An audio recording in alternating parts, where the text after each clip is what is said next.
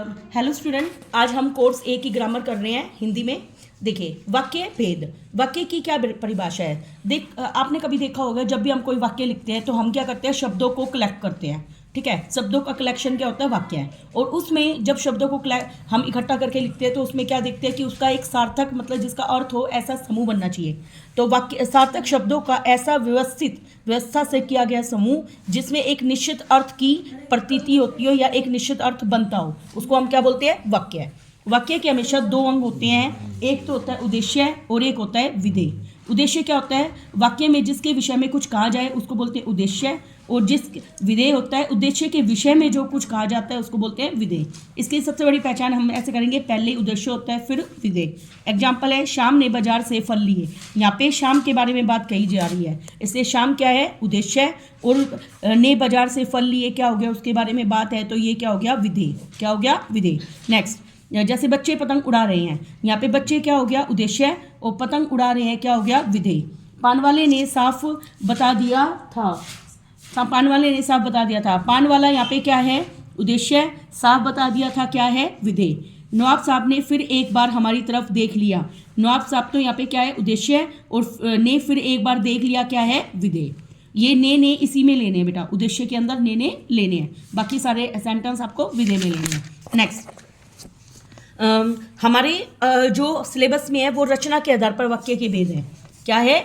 रचना के आधार पर वाक्य के भेद। रचना के आधार पर वाक्य के 3 भेद होते हैं, सरल वाक्य या साधारण वाक्य। देखिए, जो सिंपल वाक्य होता है, जिन वाक्यों में केवल एक ही उद्देश्य और एक ही विधेय हो। कितना उद्देश्य हो? ओनली वन उद्देश्य और एक ही विधेय हो, उसको हम बोलते हैं सरल वाक्य। और जिसमें कोई भी आश्रित वाक्य नहीं होता, मतलब दूसरों पर डिपेंड रहने वाला वाक्य नहीं होता। जैसे वर्षा हो रही है, सिंपल वाक्य है। ड्राइवर भी बेचैन हो रहा था, सिंपल है ये भी। माँ ने खाना बनाया, ये सब किसके एग्जाम्पल है? सरल वाक्य के। नेक्स्ट है अपना मिश्र वाक्य, जिस वाक्य में एक प्रधान उपवाक्य होता है और एक से अधिक आश्रित उपवाक्य होते हैं। मतलब इसमें एक तो मेन होगा और दूसरे उसके ऊपर डिपेंड करेंगे। इसकी और बड़ी पहचान क्या है? जैसे हम उस वाक्य का संधि विच्छेद कर देंगे, मतलब उस वाक्य को 2 अलग अलग वाक्यों में तोड़ देंगे। तोड़ने के बाद एक वाक्य तो कंप्लीट सेंस दे और एक वाक्य क्या देगा? Incomplete sense. तो उससे हमें पता चल जाएगा ये मिश्र वाक्य है। एग्जाम्पल, अध्यापक ने कहा कि कल विद्यालय बंद रहेगा। जैसे मान लो मैंने इसको तोड़ा, अध्यापक ने कहा और उसको तोड़ दिया, कल विद्यालय बंद रहेगा। तो कल विद्यालय बंद रहेगा तो ये हमें कंप्लीट सेंस दे रहा है कि भाई कल विद्यालय बंद रहेगा। लेकिन अध्यापक ने कहा, अब ये बात क्या है? अधूरी। जब भी हमें तोड़ने के बाद दो ऐसे वाक्य मिले कि एक तो बात को कंप्लीट कर रहा है और एक बात को कंप्लीट नहीं कर रहा, तो ऐसे वाक्य को हम क्या बोलते हैं? मिश्र वाक्य। नेक्स्ट, वह लड़का मेरा मित्र है जो पेड़ के पास खड़ा है। तो यहाँ पे देखिए, वह लड़का मेरा मित्र है, तो वह लड़का मेरा मित्र है, ठीक है। लेकिन जो पेड़ के पास खड़ा है अगर मैं कहूँ तो ये कंप्लीट सेंस नहीं दे रहा, तो इसलिए भी ये किसका एग्जाम्पल है? मिश्र वाक्य का। उपरोक्त उदाहरण में हमने देखा उपवाक्य को दर्शा रहे रेखांकित, ये क्या है? उपवाक्य। और ये क्या है जो कंप्लीट सेंस नहीं दे रहा? वो है आश्रित वाक्य। आश्रित का मतलब डिपेंड होने वाले वाक्य। नेक्स्ट है अपना टाइप संयुक्त वाक्य। क्या है? संयुक्त वाक्य, जिस वाक्य में 2 या 2 से अधिक सरल या मिश्र वाक्य किसी अव्यय या योजक, जैसे अव्यय इसकी पहचान है और, या, तथा, परंतु, अथवा, इसलिए, अतः, फिर भी, किंतु, लेकिन, इस तरह के वर्ड से जुड़े होते हैं, उनको संयुक्त वाक्य कहते हैं। और इसमें कोई भी वाक्य एक दूसरे पर डिपेंड नहीं करता। जैसे हम कोई भी वाक्य का वही वाक्य को 2 टुकड़ों में तोड़ देंगे, तोड़ने के बाद वो कंप्लीट सेंस देंगे, दोनों वाक्य अपने आप में पूरे होंगे, तो उनको बोलेंगे संयुक्त वाक्य। जैसे मैंने कहा दिल्ली चलो और तुम मुझे खून दो। अब मैं इसको तोड़ रही हूँ 2 अलग वाक्य में। दिल्ली चलो कंप्लीट सेंस दे रहा है, मैं तुम मुझे खून दो, ये भी कंप्लीट सेंस दे रहा है। बस मैंने 2 कंप्लीट सेंस वाले वाक्य को बीच में और लगाकर जोड़ दिया, मतलब 2 सरल वाक्यों को मैंने जोड़ दिया, इसलिए क्या बन गया? संयुक्त वाक्य। नेक्स्ट, अब हम कुछ चेंजेज करते हैं कि रूपांतरण कैसे करते हैं। देखिए, जैसे सरल साधारण वाक्य है, बालक रोते रोते चुप हो गया, तो संयुक्त वाक्य बनाना है तो हम कैसे बनाएंगे? बालक रोया और चुप हो गया। बालक रोया और चुप हो गया। नेक्स्ट, कठोर बनकर भी सहृदय रहो। अब देखो, कठोर बनकर भी सहृदय रहो, अगर मान लो आप इसको ऐसे जोड़ते हो, कठोर बनो और सहृदय रहो, तो बिल्कुल गलत है, क्योंकि यहाँ पे 2 अपोजिट बात हो रही है। कठोर बनो भाई, वो कठोर है, सहृदय का मतलब अच्छे दिल वाला, तो ये उल्टी बात है, तो इसलिए इसमें बीच में क्या आएगा? परंतु। नेक्स्ट, आलसी होने के कारण वह विफल हुआ। देखो आलसी होने के कारण वह विफल हुआ, ये इसकी क्या दे रहा है, सेंस दे रहा है, के कारण में हमेशा क्या लगता है, इसलिए, देयरफॉर, है ना। तो हम क्या लिखेंगे, वह आलसी था और वह विफल हो गया, मतलब फेल हो गया। नेक्स्ट, अस्वस्थ रहने के कारण वह परीक्षा में सफल नहीं होगा। यहाँ पे भी के कारण आ गया, तो क्या लिखेंगे, वह अस्वस्थ था इसलिए वह परीक्षा में सफल नहीं हो पाया। नेक्स्ट, साइकिल होते ही पक्षी अपने अपने घोंसलों में चले गए, तो इसमें हम क्या करेंगे, साइकिल हुई और पक्षी अपने अपने घोंसलों में चले गए। नेक्स्ट, हवलदार का प्रश्न सुनकर वह हंसा। देखिए अब इसमें क्या करेंगे, उसने हवलदार से प्रश्न किया और वह हंसा, तो ये क्या है, कंप्लीट अलग अलग वाक्य है। नेक्स्ट हम टाइप करते हैं साधारण वाक्य को मिश्र वाक्य में चेंज करना। तो इसमें हमने पढ़ा था एक वाक्य क्या होता है, आश्रित, और दूसरा उसके ऊपर डिपेंड करता है। जैसे स्वावलंबी व्यक्ति सदा सुखी रहते हैं, तो हम इसको कैसे करेंगे, जो व्यक्ति स्वावलंबी होते हैं वे सदा सुखी रहते हैं। इसमें जो और वे इस तरीके के वर्ड्स करके हम जोड़ देंगे। वह जूते खरीदने के लिए बाजार गया, तो देखो के लिए बाजार गया मतलब रीजन है, वह इसलिए बाजार गया क्योंकि उसको जूते खरीदने थे। नेक्स्ट, तुम उससे मिलने वहां चले जाओ, तुम वहां चले जाओ जहां उससे मिलना है, या तुम वहां जाओ जहां तुम्हें उससे मिलना है। नेक्स्ट, निर्दयी मनुष्य राक्षस के समान है, तो जो मनुष्य निर्दयी है वह राक्षस के समान है। इस तरीके से आप इनकी प्रैक्टिस करेंगे। नेक्स्ट, संयुक्त वाक्य से साधारण सरल वाक्य में रूपांतरण। देखिए संयुक्त वाक्य, जैसे अध्यापक बाहर गए और बच्चे शोर मचाने लगे, तो अब एक बात बताओ, इसमें हमें सिंपल एक सेंटेंस में इस बात को कंप्लीट करना है, तो हम क्या करेंगे, अध्यापक के बाहर जाते ही बच्चे शोर मचाने लग गए, वर्षा होने लगी इसलिए वह देर से पहुंचा। वर्षा अब इसलिए लग गया, इसलिए में के कारण करेंगे हम इसमें, तो वर्षा होने के कारण वह देर से पहुंचा। उसने मेहनत की और सफल हुआ, उसकी मेहनत के कारण वह सफल हुआ। ठीक है, इस तरह से हम इनको चेंज कर देंगे। इसी तरीके से ये एक हम मिश्र से साधारण करते हैं। यह वही छात्र है जिसने प्रथम स्थान प्राप्त किया था, तो हम क्या करेंगे, यह वो छात्र है जिसने प्रथम स्थान प्राप्त किया था, तो यह प्रथम स्थान प्राप्त करने वाला छात्र है। इस तरीके से हम इनको चेंज करेंगे। देखिए ऐसे ही कुछ और एग्जाम्पल दे रखे हैं, आप इनके प्रैक्टिस करना, स्क्रीनशॉट ले लेना इनका। नेक्स्ट हम करेंगे अपना नेक्स्ट टॉपिक वाच्य। देखिए वाच्य का शाब्दिक अर्थ है बोलने का विषय। वाच्य का मतलब वाणी, वाणी से हम क्या करते हैं, बोलते हैं, तो इससे आपको ये डेफिनेशन याद रह जाएगी। वाच्य का मतलब क्या होता है, बोलने का विषय। तो अतः क्रिया के जिस रूप से, देखो इसमें तीन चीज मेन है, क्या मेन है, कर्म, भाव और कर्ता। तो देखो अब क्रिया हमें बताएगी कि उसका जोड़ कहाँ पड़ रहा है, कर्ता पर पड़ रहा है, कर्म पर पड़ रहा है, या उसके भाव पे पड़ रहा है, उसको हम क्या बोलते हैं, वाच्य। जैसे नेताजी सुंदर लग रहे थे, अब नेताजी के ऊपर सारा फोकस है, सुंदर लगने पर नहीं है, किस पे फोकस है, नेताजी। तो यहाँ पे नेताजी किसके रूप में यूज हुआ है, कर्ता के रूप में। आगे, बाल गोविंद भगत खेतीबाड़ी कर रहे हैं, बाल गोविंद भगत खेतीबाड़ी, अब आप खुद बोल के देखना है सेंटेंस को, खेतीबाड़ी पे फोकस है, तो यहाँ पे उसके कर्म के ऊपर फोकस है। उससे रोया नहीं जाता, देखो उससे ये नहीं किया जा, उससे वो नहीं किया जाता, हमेशा इनमें भाववाच्य होगा। कौन सा होगा, भाववाच्य। वाच्य के भेद, वाच्य के जो मैंने आपको बताए थे तीन होते हैं मेन भेद। अब देखिए कृतवाच्य क्या होता है। क्रिया के रूपांतर से जब वाक्य में कर्ता की प्रधानता का बोध होता है, अर्थात क्रिया का संबंध कर्ता से हो, तो उसे क्या बोलते हैं हम, कृतवाच्य। तो इसमें क्या है, देखिए क्रिया के लिंग, वचन और पुरुष भी कर्ता के अनुसार ही लगाए जाते हैं। जैसे बालक सोता है, बच्चे खेलते हैं, गीता खाती है, राजीव पुस्तक पढ़ता है, हवलदार साहब ने पान खाया, तो यहाँ पे लिंग, वचन ये सब हमने कर्ता के अकॉर्डिंग लगाई। नेक्स्ट है क्रमवाच्य। जिस वाक्य में क्रम की प्रधानता उसे क्या बोलते हैं, क्रमवाच्य। तो इसका एग्जाम्पल है, देखिए क्रमवाच्य की पहचान है के द्वारा वाला वर्ड, के द्वारा वर्ड क्रमवाच्य में मिलेगा। जैसे रीना के द्वारा गीत गाया गया, रोगी के द्वारा दवाई ले गई, छात्र द्वारा पुस्तक पढ़ी जा रही है, ड्राइवर द्वारा जोर से ब्रेक मारा गया, तो के द्वारा वर्ड मिलेगा। नेक्स्ट है भाववाच्य। क्रिया के जिस रूपांतर से वाक्य में कर्ता या क्रम के बदले क्रिया या भाव की प्रधानता होती है उसे क्या बोलते हैं हम, भाववाच्य। अब मैंने बोला था उसमें, जैसे देखिए उससे क्या रखा है, उससे पढ़ा नहीं जाता, तो यहाँ पे एबिलिटी कैन की बात होगी ना, उससे ये काम नहीं किया जा रहा, तो यहाँ पे कैन वर्ड, इसको इंग्लिश में आप कन्वर्ट करके देखोगे तो कैन वर्ड आएगा, तो ये इसकी पहचान है भाववाच्य की।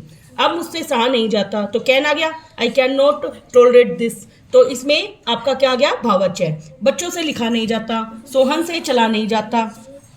अब हम एग्जाम्पल करेंगे कृतवाच्य से क्रमवाच्य में।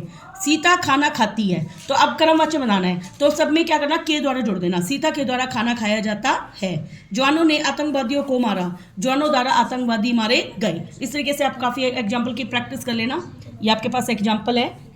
नेक्स्ट हम अगला करेंगे कृतवाच्य से भाववाच्य। देखिए युवराज पढ़ रहा है, तो मैंने क्या बताया था, युवराज से पढ़ा गया, ऐसे कर सकते हैं हम। मछली पानी में तैरती है, मछली से पानी में तैरा जाता है, तो मतलब प्रेजेंट है तो प्रेजेंट ही रखना है। मैंने अभी करा था युवराज से पढ़ा गया, ऐसे नहीं करना, युवराज द्वारा पढ़ा या युवराज से पढ़ा जाता है, प्रेजेंट टेंस देना। पान वाला नया पान खा रहा था, तो पान वाले द्वारा नया पान खाया जा रहा था। देखो इसमें के द्वारा तो आ गया, लेकिन एबिलिटी है खाया जा रहा, सकना एबिलिटी आ गई हमारी।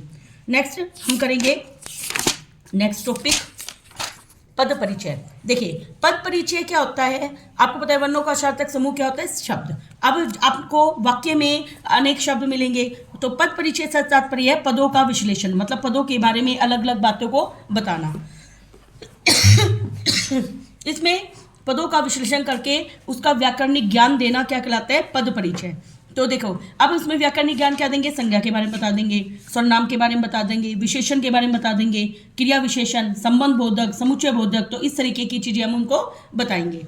तो इसमें क्या करेंगे, प्रत्येक पद को अलग अलग कर देंगे। जैसे गौरव हास्य की एक पुस्तक पढ़ता है, तो गौरव क्या है यहाँ पे, एक तो ये पुरुषवाचक नाम, पुरुषवाचक संज्ञा है, सॉरी एक वचन है ये, है ना, और मेन क्या है, करता है। नेक्स्ट है हास्य।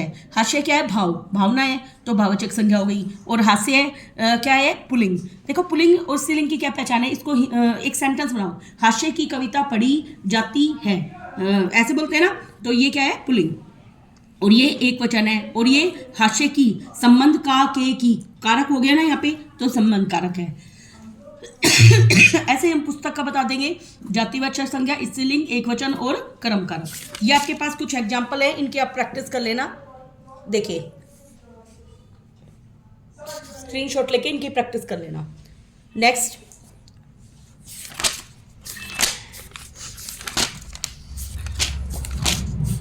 है अलंकार। देखिए लास्ट टॉपिक है ये हमारा। अलंकार दो शब्दों से मिलकर बना है, अलम प्लस कार। अलम का मतलब है सजाना, किसी चीज को सजाते हैं। अब हमें जो सिलेबस में करने हैं वो हमें करने हैं शब्द अलंकार।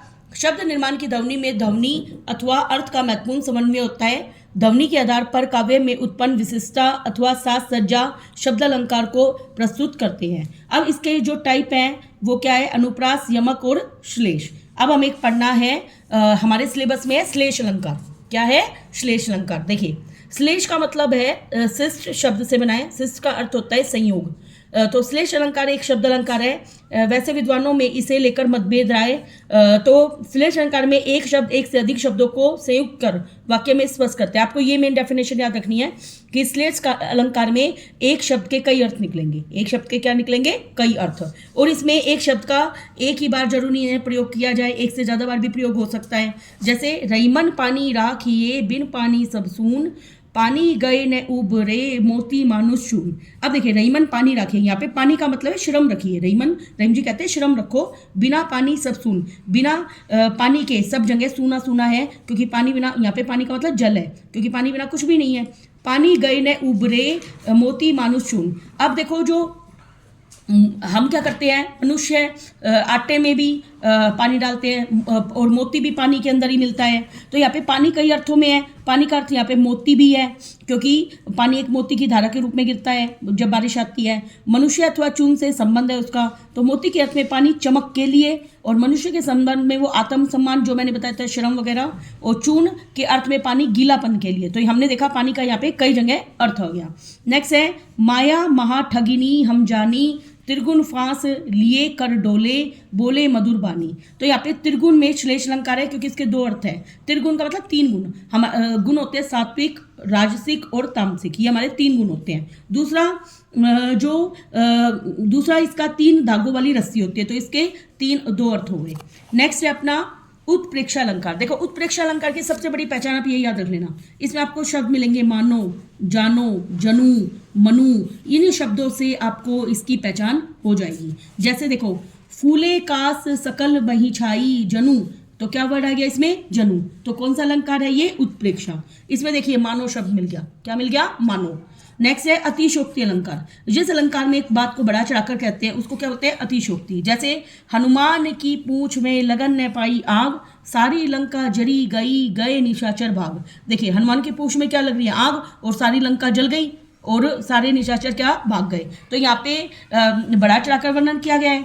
नेक्स्ट है मानवीकरण अलंकार। तो यहाँ पे नॉन लिविंग चीज़ों का लिविंग चीज़ों के साथ कनेक्ट किया जाएगा। जैसे आ रही रवि की सवारी, नव किरण का रथ सजा है, कली कुसुम ने से पथ सजा है, बादलों से अनुचरों ने स्वर्ग की पोशाक धारी। देखो यहाँ पे क्या हो रहा है? रवि की सवारी, रवि का मतलब सूरज, सूरज की सवारी ले रखी है, मतलब वो 7 घोड़ों पे सवार होकर रथ पे आते हैं।